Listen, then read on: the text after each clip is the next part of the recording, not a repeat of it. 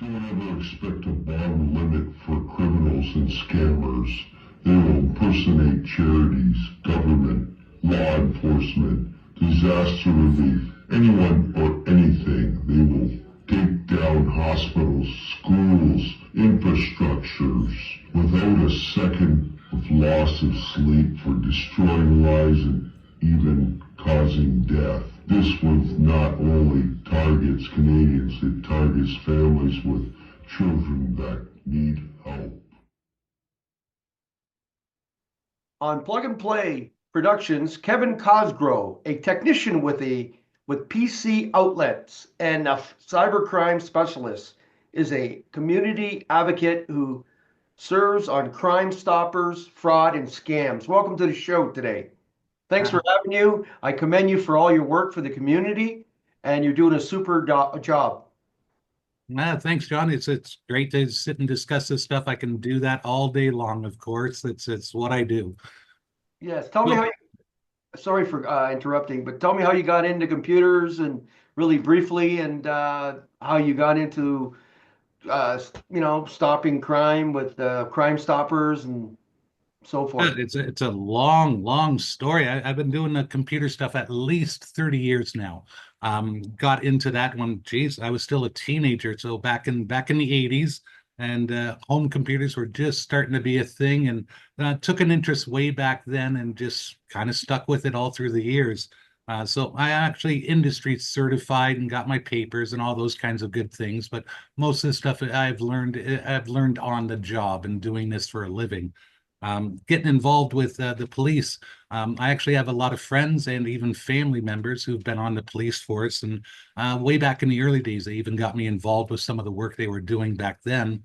And it just kind of progressed from there. So yeah, I've been teaching as far as cybersecurity and cyber safety. I've been teaching that over 10 years. I've been working with law enforcement here in Windsor. I've been doing that almost 20 years now.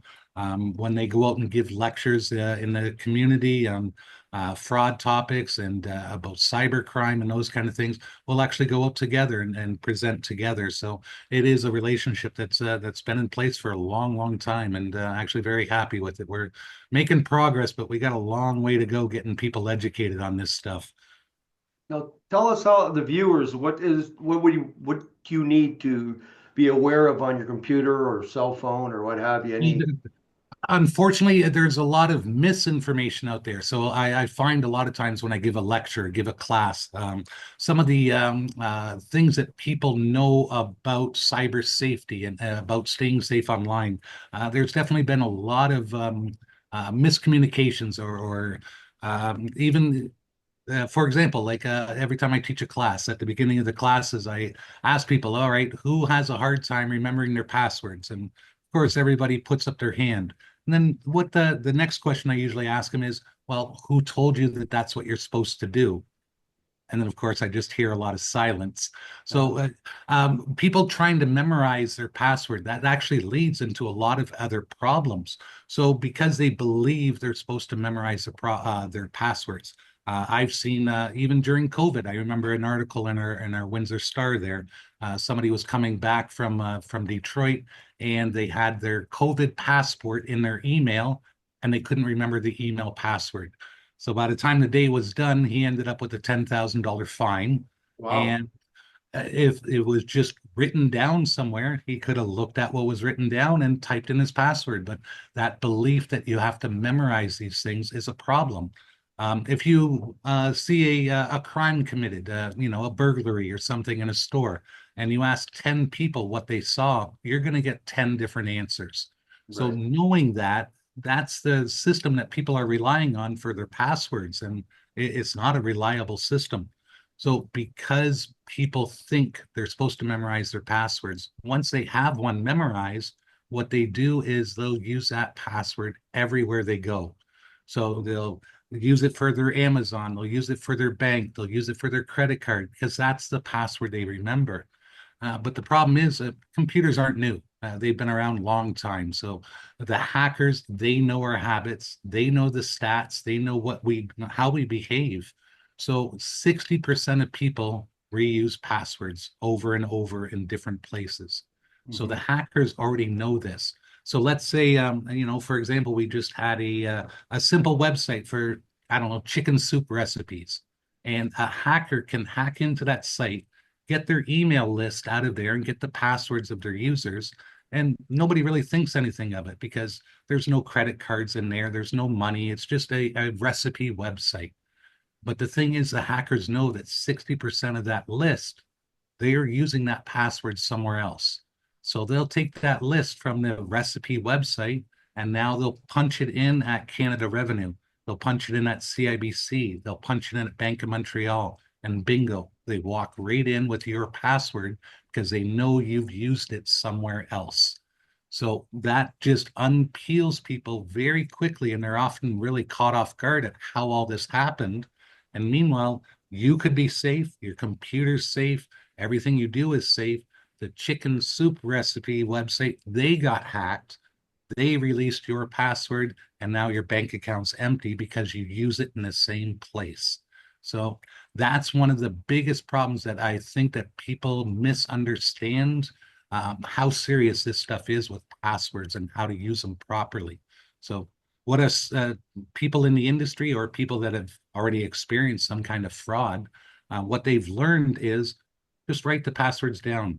Put a password that's different for every website you use and write it down somewhere.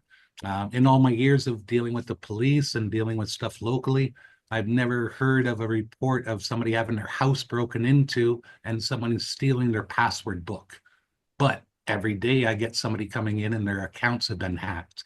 So the threat that people seem to feel, their password book needs to be safe. Well, it already is safe. Nobody's getting their password book stolen, but they are getting their accounts taken over. They are getting their bank accounts emptied.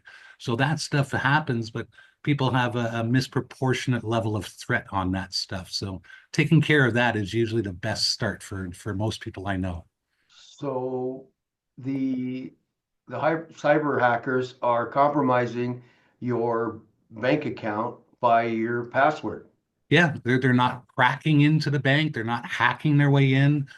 When they go in and they use your email and your password, there's no alarms going off. There's no police showing up. And same thing when they get the original password from the chicken soup recipe website. That website may not even know they got hacked. And so again, there's no alarms going off. And now a hacker has a list of names and passwords, and they just go all over the internet and see where that password and that name combination works. And like I said, for most people, that's 60% of people do stuff like that. So it is a wide open door that we're leaving for the scammers. Right. So what, tell our viewers what they should do to stop this and eliminate this? Is a bunch of antiviruses or Well, that's kind of another part of the miscommunications and misunderstandings that a lot of people have with the computer stuff. So, uh, unfortunately, this is due to the antivirus companies. They oversell what these products do for you. A antivirus program will take care of a virus. Now, over the last year in our own shop, I've only dealt with like 3 to 4 different computers that actually had a real virus on them. All the rest of the problems are all self-inflicted, I guess you could call them. If there is oops, if there is a message that you got, an email or something saying you have a lost package and just click here to sign in, and you do that, and then the scammer takes over your computer, Mhm. that's not a virus. That's you opened the door when somebody was knocking on the door. So Right. the antivirus program won't help with that. A lot of the big brand name companies, I'm not going to mention any in particular, but they're all the same basically. Actually, a piece of information a lot of people don't know. Norton is a well-known name for the security stuff. So is Avast. So is AVG. CCleaner is a program that cleans up some temporary files. All 4 of those, including some other programs and software, they're all owned by the same company. It's all the same company. So a lot of their abilities that they do, they talk about VPNs and they talk about all these other things to keep you safe. The majority of that stuff doesn't even affect us here in Canada. It affects the Americans. So they promote these solutions and sell them across the border to us as well, when meanwhile we don't even need half this stuff they're offering. And half the stuff they're offering isn't protecting us from the real threats that are happening every day. With some of the lectures I give, one of the examples that I like to use, if you have a $10,000 security system on your house, someone walks up to the door, knocks on it, and they have a gun in their hand, and you open up the door, well, the answer to that solution is not a $20,000 security system. The answer is don't open the door. So with computer security, it's the same way at the home user level. You don't get your computer hacked into. They don't hack into your computer. They don't do the kinds of things that you see in movies or that the antivirus companies like to make you think is happening. That actually doesn't happen in real world. What happens is the phone will start ringing, and someone on the other end will say that they're Canada Revenue and you owe them money, and they'll log into your computer to help you get the bank account sorted out. And of course, as soon as they're in your computer, they empty your bank account. So that's not a virus. That's a social engineering way to get into your system that the user takes part of, but it's not a virus. So if you run out and spend 150 a year on Norton Security Ultimate, that won't keep you safe from you clicking an email or you downloading a bad program or you answering the phone and letting somebody in your computer. Those are the real world threats, not a virus getting in your system. Now, that's not saying that viruses aren't real. They certainly are, but most computers already have some sort of virus protection. So if you need extra features, just like a security system for your house, you need CO2 monitoring for your furnace as part of your security package. That's fine to get it. But certain companies, they'll sell you that, CO2 monitoring for your furnace when you don't even own a furnace. So that's the problem with the marketing that some of these companies do.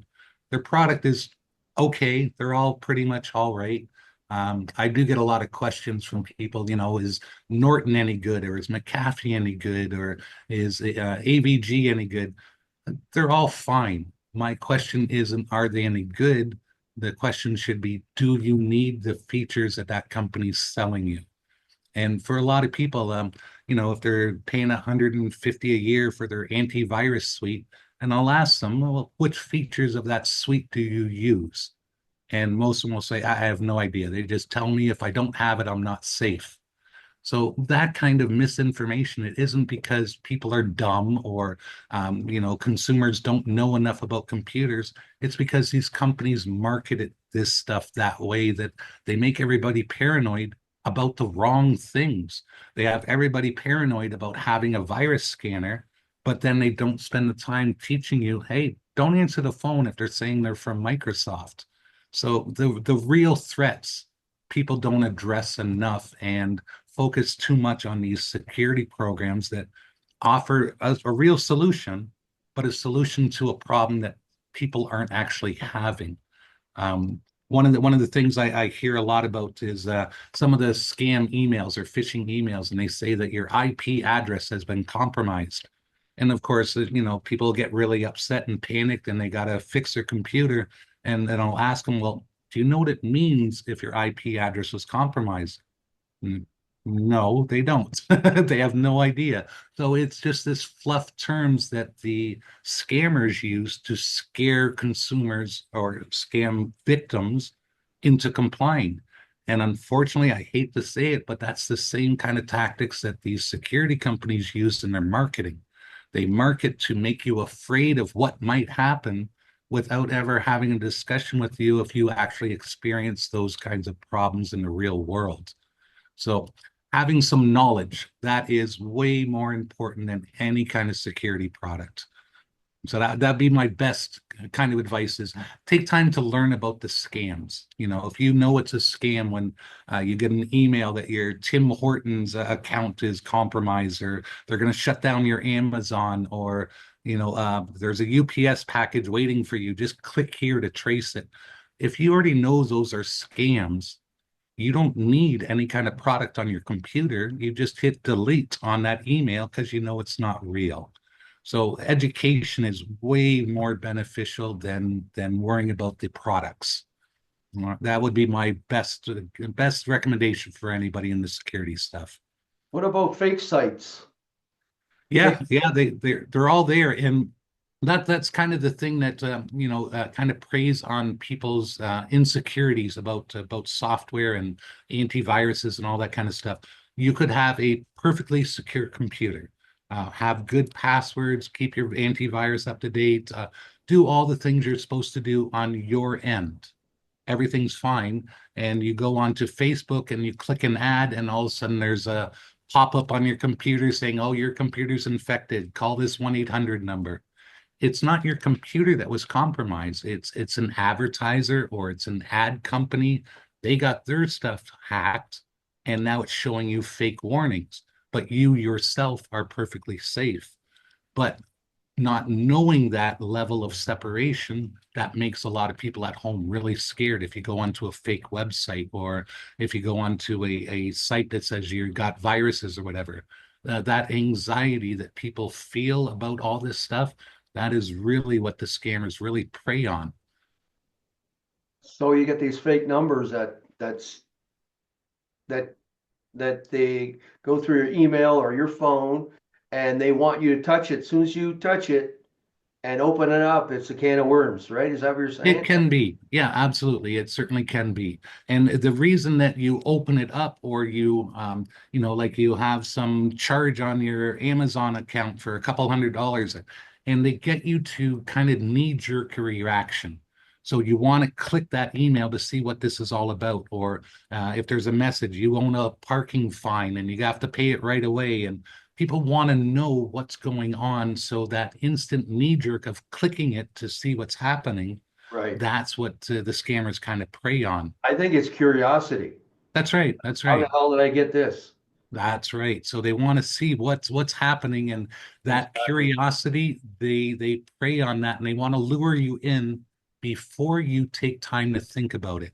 So all the people that I dealt with that have been scammed or have been referred to me by other organizations to come and sit down and talk with me for a while, that's the one thing I do hear a lot is the next day or after they hang up or whatever else, they think about it. It's like, how did I not recognize that this was a scam?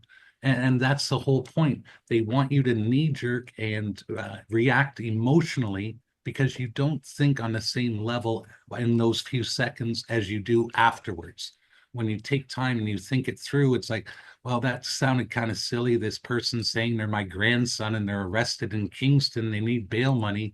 And now that I think about it, why didn't I just call their dad and ask him, is their son in Kingston? So you think about all this stuff afterwards, and that's what the scammers want to avoid. They want you to answer now. They want you to click the link. They want you to answer on the phone. They want you to click the message on your phone right away without time to think. So taking time and backing up for a minute or asking somebody else or even just waiting a few minutes and thinking it over, that's the best defense you could ask for. What about AI? Is that playing a part as far as hackers and Yeah. So voice recognition and yeah, the on our level, down at the consumer level of people getting scammed and people getting hacked, AI on the infrastructure level, like the government or power grids and them hacking into it using AI, that's a whole never story that's away from what you and I work on. So we work on, just the regular average citizen and they're just using their computer at home. And yeah, AI is affecting that as well. So it either is going to come up with new campaigns, like we've seen them all the emails of, your Tim click to get your Tim Hortons reward card or you won this prize at Home Depot. All those kind of things they try to target us as Canadians. Where are the people or places that Canadians shop or what are the things that Canadians have an account in? And they'll send out scams based on that. AI is being used to kind of target those even better and make them more convincing and look more real. And in some of the voice scams, Like I was saying, one of the big scams they refer to it as the grandparent scam. So you'll get a phone call, and somebody on the phone will identify themselves as a police officer or something, and your grandson has been arrested. We have him here in Kingston. If he doesn't make bail on a Friday night, he's going to be sitting in jail till Monday morning. They want you to panic. They want you to put up the money right now and get the money to them. But meanwhile, if, like I said, if you took a second and thought, well, why would my grandson call me? He's got his own parents, he's got this, he's got that. It's kind of strange for this to occur, but you only think of those things afterwards. So with AI, what they're doing is if there's clips of your kids or clips of people on the internet or on your Facebook or even YouTube, they'll take just a few seconds of that person's voice, and AI can now emulate an entire conversation sounding like that person. So putting up some wonderful thing of your grandchild on their birthday party and putting up a video on your Facebook sounds nice, but AI gets a hold of that. Here's your grandchild's voice, and now they can actually mimic it. So when you're talking to them, it sounds like your grandchild. So that is how they're using AI to even make some of these scams even more convincing. So they'll come up with new tactics, and they'll even jump on things really, really quick. Like I'm already starting to seeing. I was working with our good friend Mr. Brian Massey. So a lot of people know Brian Massey is, of course, the NDP representative for Windsor, but he's way, way much more than that. So he actually sits and represents us in Ottawa in the House of Commons, and he sits on the Industry and Technology Committee. So that's the guys that actually make policies about our cybersecurity and deal with law enforcement and all that kind of stuff. So he's right in the dirt when it comes to all this cybercrime stuff. And even 2 weeks ago, he sent me a notice on his own phone about the tariff relief program from the government offering $800 for families with children. And all you have to do is click here and fill out the information to get your $800 rebate for tariffs. So as soon as tariffs are in the news, scammers are already sending out messages about tariffs. As soon as COVID started, they're sending out COVID scams. Um, when some of the wildfires were happening, even in Ontario and some of them down in California, they're sending out scams to get donations. So they will jump on things as quick as things happen because they know that in general, people are good. We want to help other people. We want to help people that are in a disaster. We want to help people in a hurricane, in a flood, in an earthquake, and we want to do those things to help out our fellow man. So knowing that we're on average decent people, scammers will target you quickly, very quickly with whatever topic they can come up with. Wow. So tell the viewers how they can protect themselves as far as antiviruses and not opening up any programs that you're not aware of. What Yeah, else? absolutely. And what Yeah, else? it is all important, and like I said, probably the best protection you could have is just knowledge. Um, Awareness. yeah, absolutely. You don't need anything on your phone to get rid of a fake UPS text message. If when you get the text message, you just hit delete. It's that simple. You deleting it Or costs junk. nothing. Or That's right. junk. There's no Delete threat. junk. Yeah, Yes. there's no threat to you if you don't respond. If the phone rings and it's some, international caller and it's dinner time, probably it's just some scammer trying to catch you at home. So if you don't answer it, there's no threat. There's nothing wrong. There's no danger to you.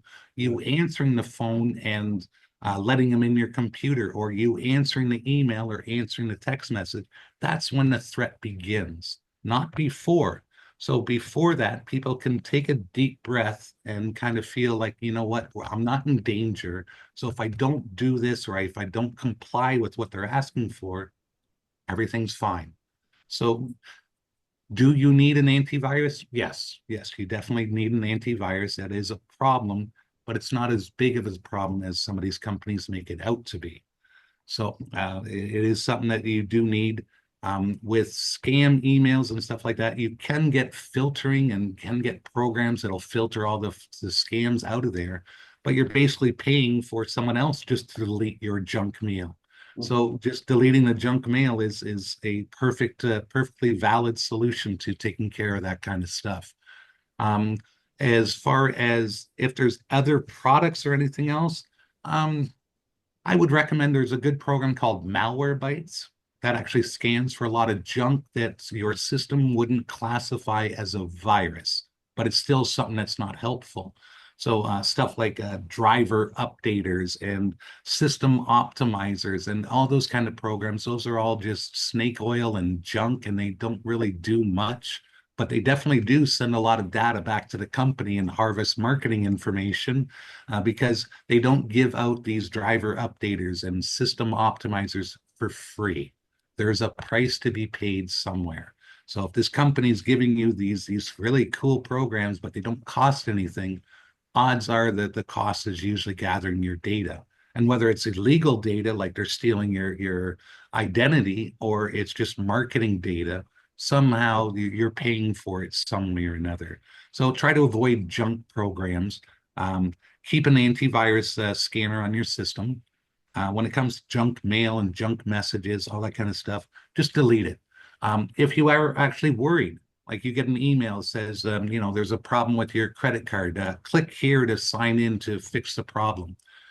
If you think that maybe there might be an actual problem with your credit card, that's fine. Still delete the email and then look at the back of your credit card and say, well, there's a 1-800 number. I'll call them myself and I'll see if there's a problem. So same thing, whether it's your bank or it's UPS or Canada Post or Amazon, whatever these emails say, if you think it might be legitimate, because of course there is legitimate times where they do have to call you and there is an account problem. So if you're worried about that, that's okay, but don't do it through the email that they sent you or through the text message they sent you. Pick up the phone, find the number somewhere else, and actually call the company yourself and say, hey, is there an actual problem with my account? And if they say, yes, there is, well, then you have them on the phone, you can deal with the problem. If there isn't, then you know everything's fine and just go back to regular business.